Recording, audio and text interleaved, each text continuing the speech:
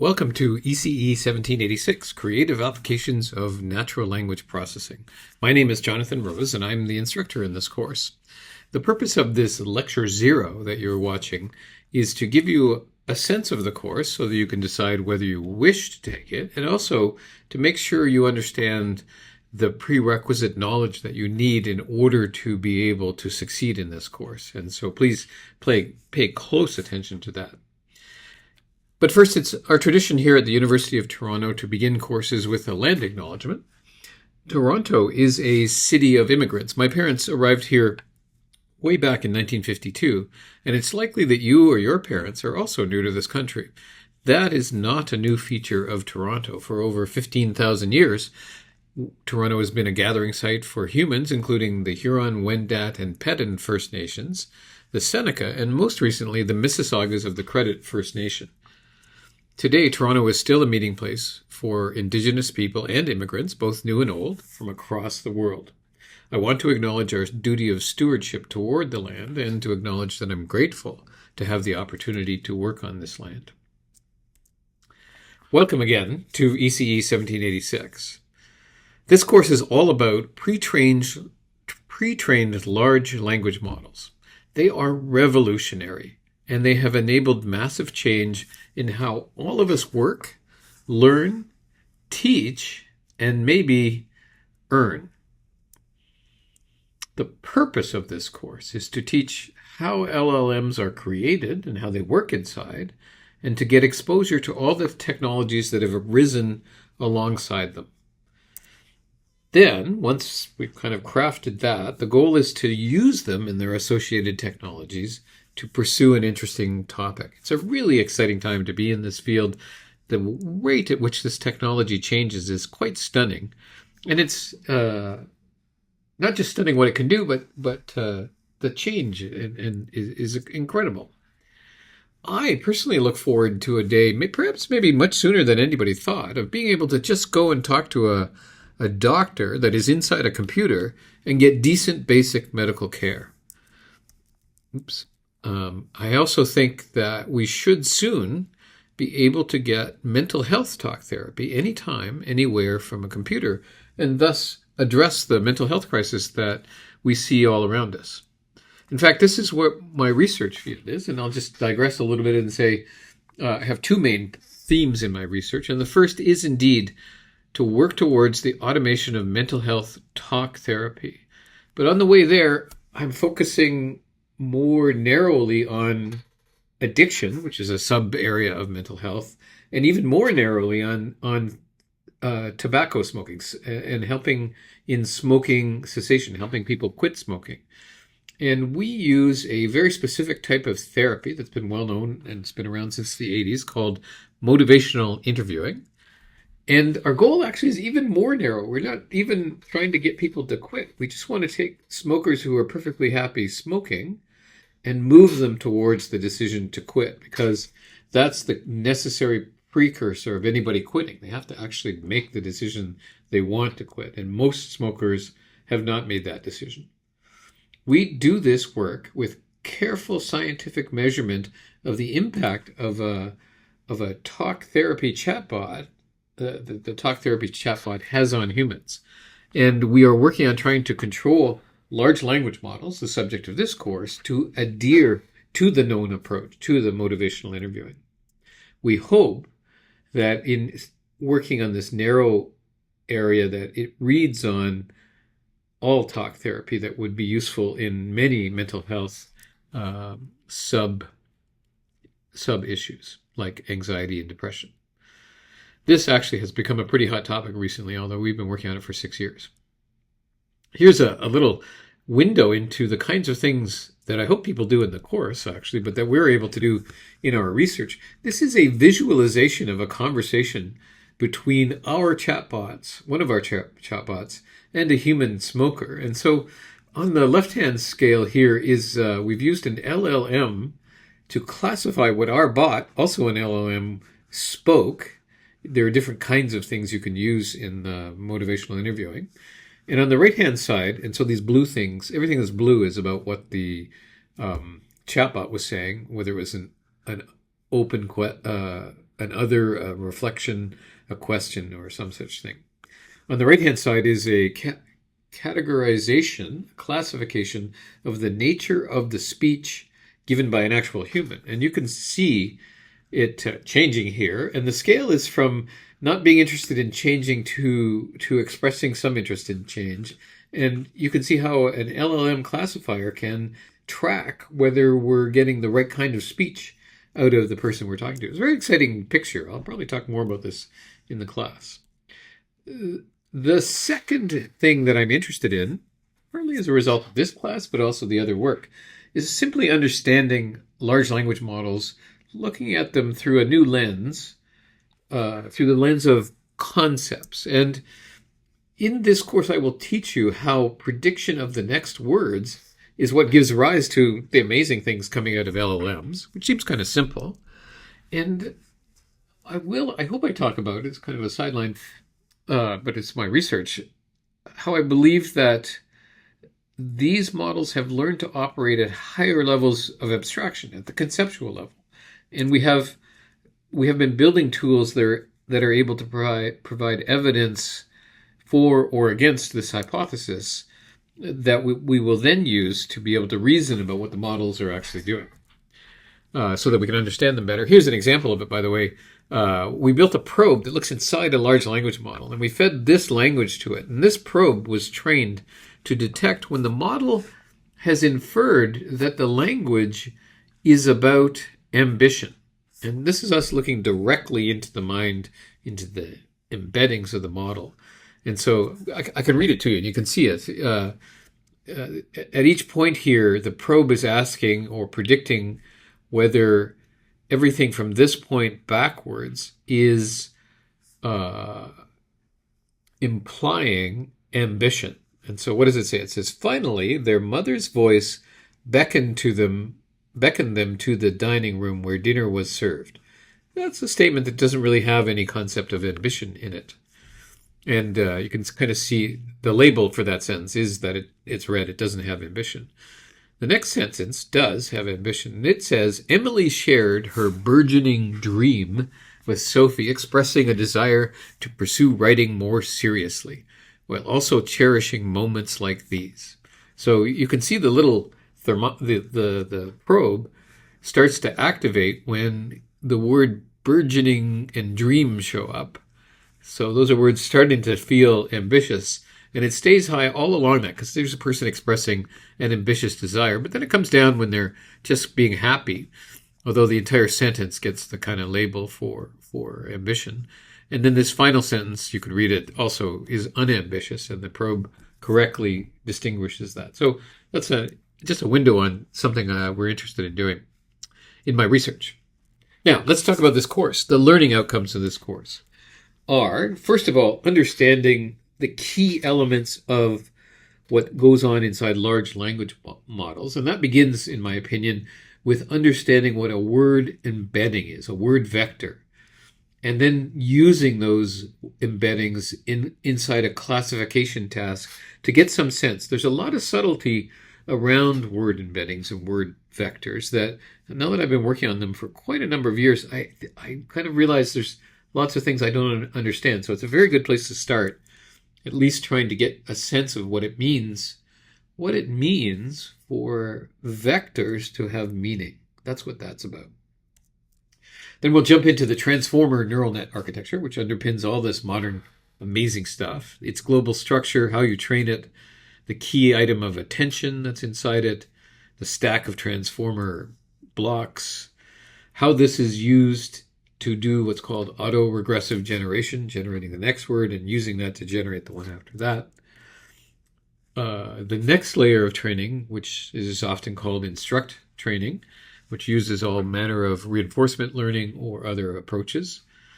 And then this leads us to a kind of key topic that began life as prompt engineering, morphed into something called chain of thought prompting, and nowadays is strongly connected to the reasoning models that have become very important. And this actually touches on a really fascinating question of what's called in-context learning which is where you learn from what you talk to the model about, and parametric knowledge, which is what you train the model to know. From there, we're going to move on to, let's call it this, agentic decomposition of systems using LLMs. That is, breaking a problem that maybe can't be solved with one LLM into multiple LLMs and other agents that interact. Then that's a massive and important area of how I think a lot of things are going to be built in the future. All of this is going to be done in the context of some assignments and ultimately a project that exposes you to the software to make this stuff work. So it's not just the theory, it is the use, the training and use of these things so that you touch it, feel it, and can make things happen with it. Meaning we'll be focusing on PyTorch, models from Hugging Face, running local models actually, which is a newish thing that's quite amazing. You know, we don't have to just run things in giant computers. I can run a lot of these great open source models on my laptop now, and that's amazing. And there's things like something that's called the MCP, the Model Context Protocol, which is now a newly formed standard for having agents talk to each other. So all of this, I want it to show up either through your learning within the course or things I'll teach directly. I have important ambitions for the course in terms of you gaining engineering experience. You're going to make a project in this course of your own choosing together with a partner. And that is going to be a powerful experience of ideating, coming up with an interesting idea, and evolving it and building it and building it. And that is going to be a core engineering activity that I hope you are proud of and will reference for much of your career. And a final learning outcome around that project is I'm going to be asking you to articulate and communicate in a bunch of ways. First of all, to your partner, how to kicking around ideas, writing up a brief idea of what it is to get approval in principle, writing a full proposal, presenting that proposal, doing a final presentation, and writing a final report. So a lot going on in this course. Now, there are some related courses that you might be thinking about taking. This course focuses on very narrowly, in some sense, on the neural network approach to natural language processing. Natural language processing is a 60-year-old field, which previously used a very, what I want to call, procedural methodology based on human understanding of language. And it was called computational linguistics, where it talked about things like grammars, which includes tagging the parts of a speech such as nouns, verbs, adjectives, and things like that, and parsing the language in the old parsing methodology to interpret it. We do none of that in this course, but in CSC 2501, the graduate course version of the computer science undergraduate course, CSC 485, called Computational Linguistics, Professor Gerald Penn, who's teaching it this year, he covers a much broader set of this, although I think he's rolled in some of the language model stuff because he's an expert in both. But there, it's a much broader course. The key thing is my focus is much more narrow on this modern approach that leaves out some things, some of which are still interesting and important. There is another course in computer science called Natural Language Computing, which will be taught in the winter by Professor Zhijing Jin. And it is a broader coverage of the topics in this course. It's a superset of this course. And has lots of great topics. Again, 1786 is going to focus more narrowly on the set of things I've spoken about. And my strategy is definitely more depth, less breadth, more engineering, more software than more theoretical. Now, here's the key thing you need to know to make your decision. Once you've decided you'd like to take this course, now we need to know if you know enough to take this course. What I'm about to tell you is something I want you to take into consideration to see if you should take this course. I will not enforce the prerequisites. In the description of the course, it does say the prerequisites are some courses from University of Toronto, which I'll go through in a second. And let me go through it a little more. First of all, you need to know I'm not going to introduce machine learning or neural networks in this course. You have to have a background that gives you depth in neural networks. And otherwise, assignment 1, sections 3 and 4 will make no sense to you at all. This does need to include beyond theory actual software practice in neural networks. So if you're from U of T, then these are some courses that fulfill that need. ECE324, Machine Intelligence, Software and Neural Networks. Introduction to Machine Learning, Applied Fundamentals of Deep Learning, or the Computer Science Introduction to Machine Learning, or Neural Networks and Deep Learning. The graduate courses that are actually a lot like those courses, they're almost equivalent. 1513 from ECE and 1508, they are like APS 360 and ECE 421. MIE 1517 is also like APS 360. One that is not really good, although sounds like it might be, is APS 1070. That would not be sufficient, in my view. If your undergraduate degree is from elsewhere, you need to have taken a course that's like one of these.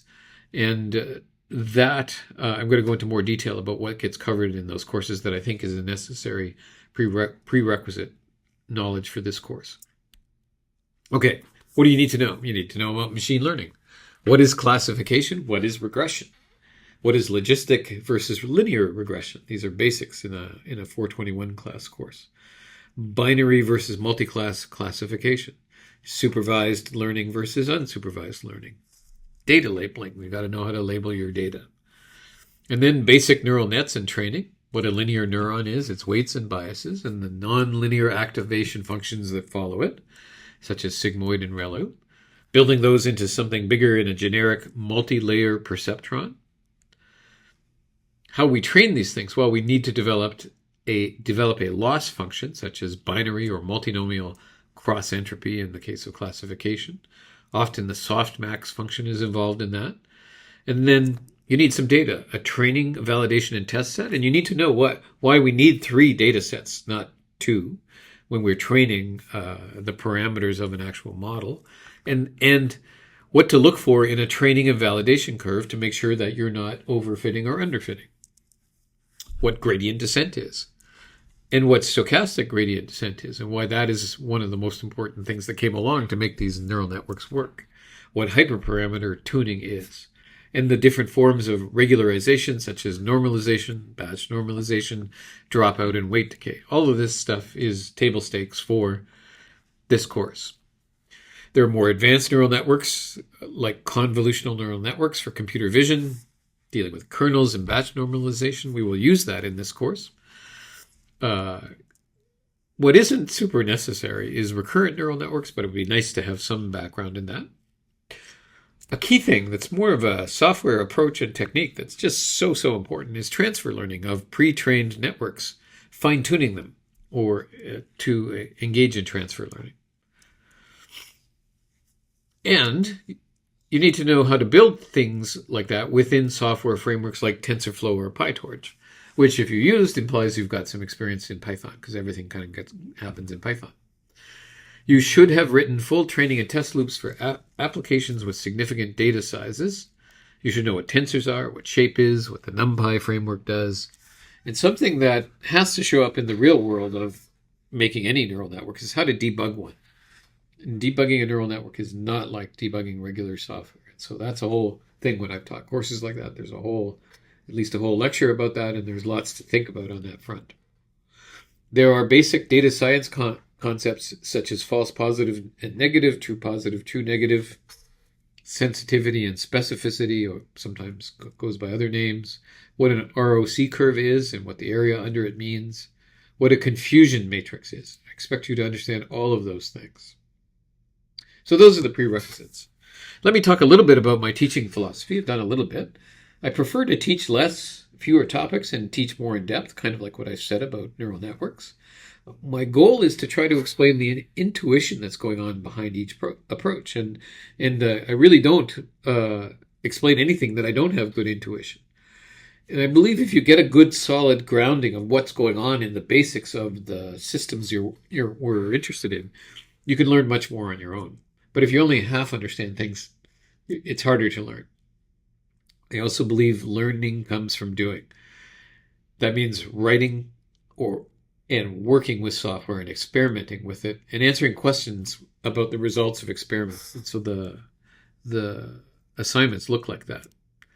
And they also deeply believe that an open-ended project that you conceive and navigate is how you become an engineer.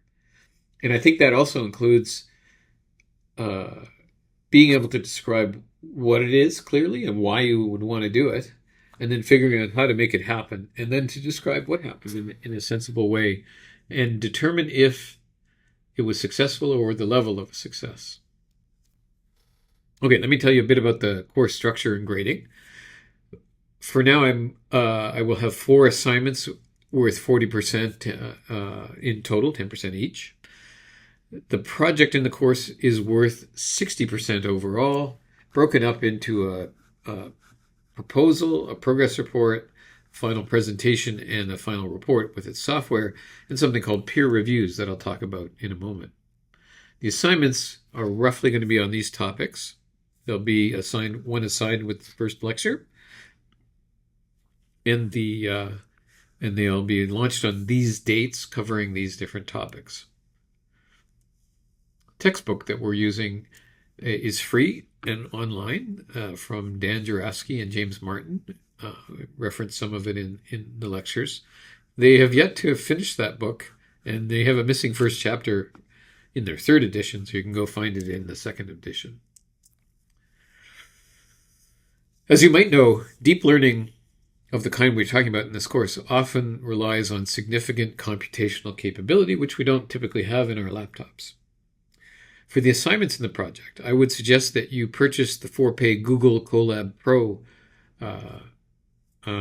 subscription. It's 14 Canadian dollars per month.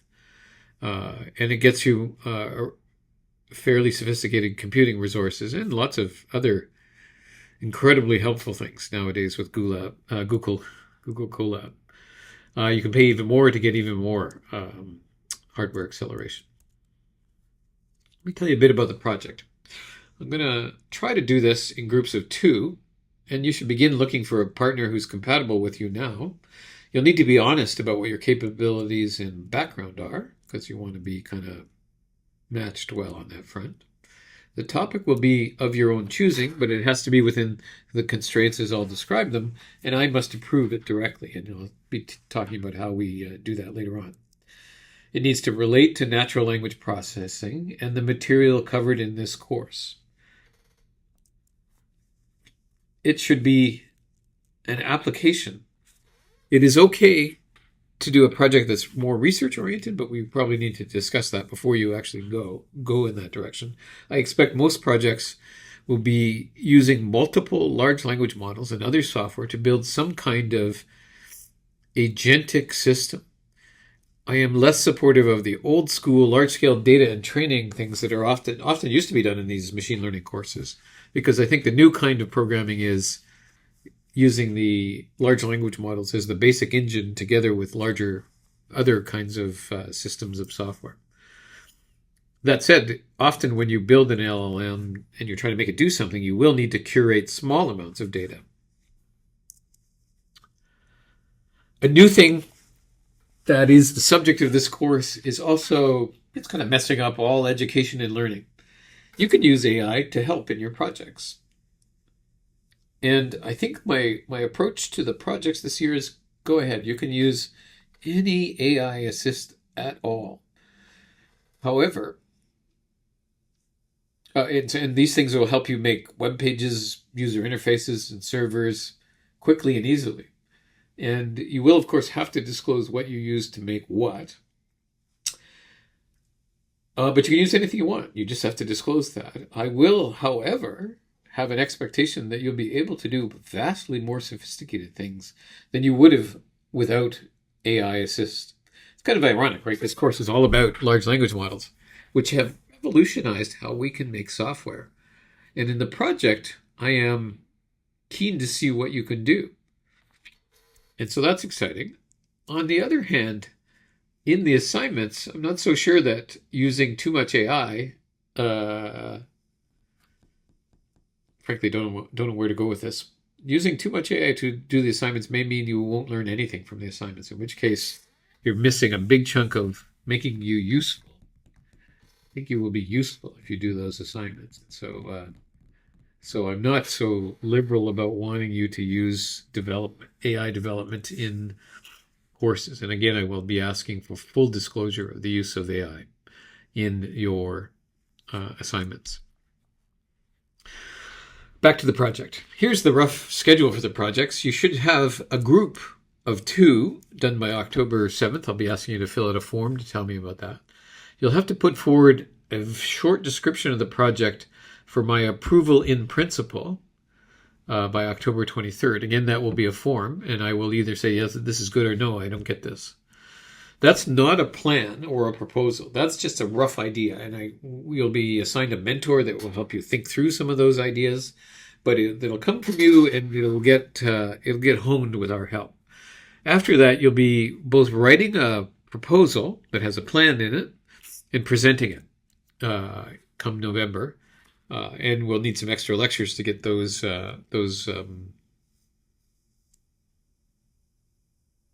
no, that's not right. Those dates are not right on the second part. Extra lectures to get those done. There'll be a progress report, final presentations, and a final report.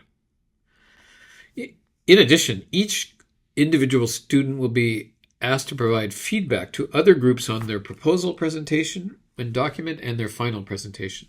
And they will be asked for specific and useful feedback to help the groups work, which will be graded for quality and also given to the group so that it can help them. And that's actually an important part of how we engineers do things. All right, let me finish up by telling you a bit about myself and the TAs so far. My name, as I said, is Jonathan Rose. I've been a professor for a long time, since 1989. My research is in, as I've told you, the automation of medicine and mental health. And although previously I worked in a completely different area, so I'm kind of relatively new to this area, although not that new anymore.